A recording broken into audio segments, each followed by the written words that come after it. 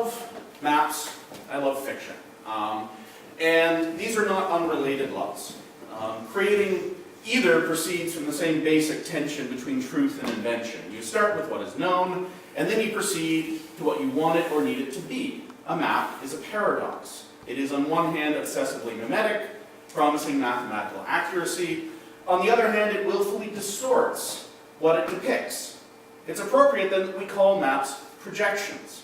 In spite of their necessary fidelity to geography, they nevertheless twist and distort three-dimensional space onto flat surfaces and project on neutral and unassuming landscapes the consensual hallucinations of borders and nations, the palimpsest of place names, lines of navigation, grids of reference, a panoply, in other words, of dreams, desires, narratives, and histories, highlighting some features and ignoring others, coloring in the spaces to change their character.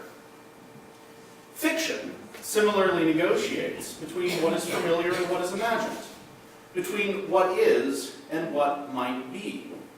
Like maps, fiction seeks to represent the world, or, as we're going to see, the worlds, even as it presents us with a version that we know to be false. And even, or perhaps especially, when maps and stories are at their most fanciful, they can try to be most convincing, perhaps because we often fold our most enduring stories into the very ground beneath our feet. We do stand, after all, on the Avalon Peninsula, so named for the mythical island where Excalibur was forged. So what happens when maps and fiction intersect? What happens, more significantly, when the map is the primary and determining fiction? When Thomas More maps Utopia, or, for example, when Gulliver makes landfall in Lilliput, or Brobdingnag. Once upon a time, mapmakers labeled the empty spaces beyond the known world with the warning, "Here be dragons." As well they might. For didn't the sagas and romances of the day tell about questing knights seeking and finding those dragons? Beyond the known, the white spaces of the map, anything was anything was possible. We blunder through these romances like lost children whose breadcrumbs have disappeared, stumbling across gingerbread cottages and floating castles. The fabulous lands of romance are fabulous precisely for being unknown and unmapped. We are explorers experiencing a labyrinth at ground level. A map, on the other hand, is a privileged perspective. It lets us see the labyrinth from above.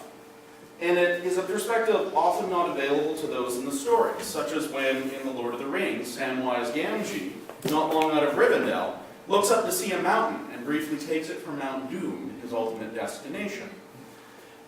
Commenting on this, Tolkien says that maps conveyed nothing to Sam's mind, and all distances in these strange lands seemed so vast he was quite out of his reckoning. So would we be, without the scrupulously detailed maps Tolkien provides. But when Sam makes his geographically naive comment, we know how far he is from Mordor.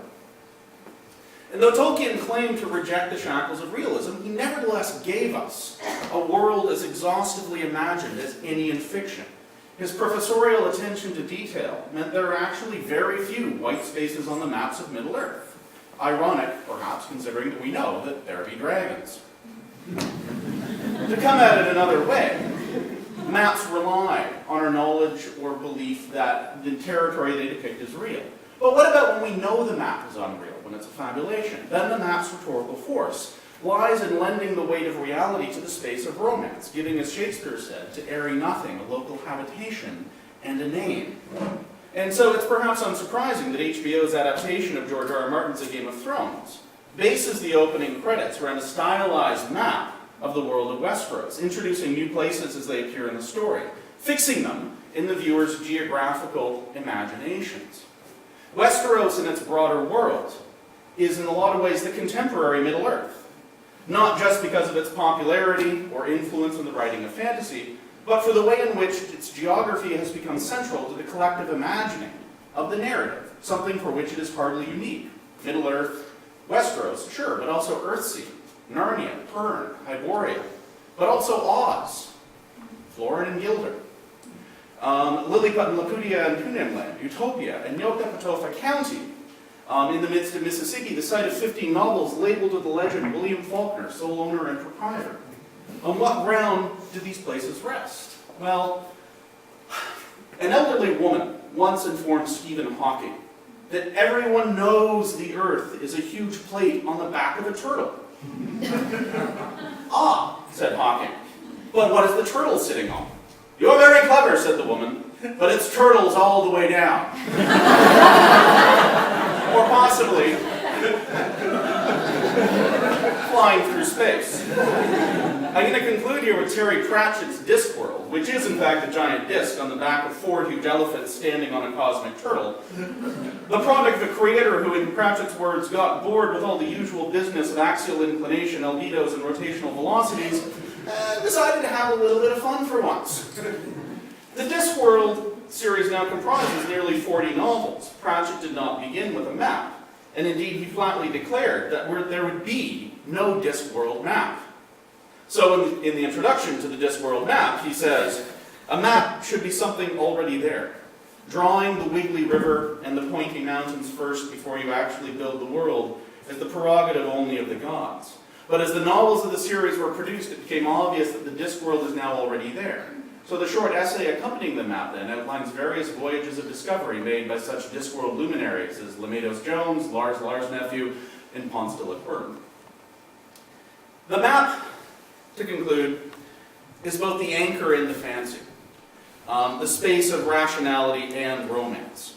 Or to quote Pratchett, again, the map possibly isn't the way things are, but it is one of the ways they could be. And there could be dragons. Thank you.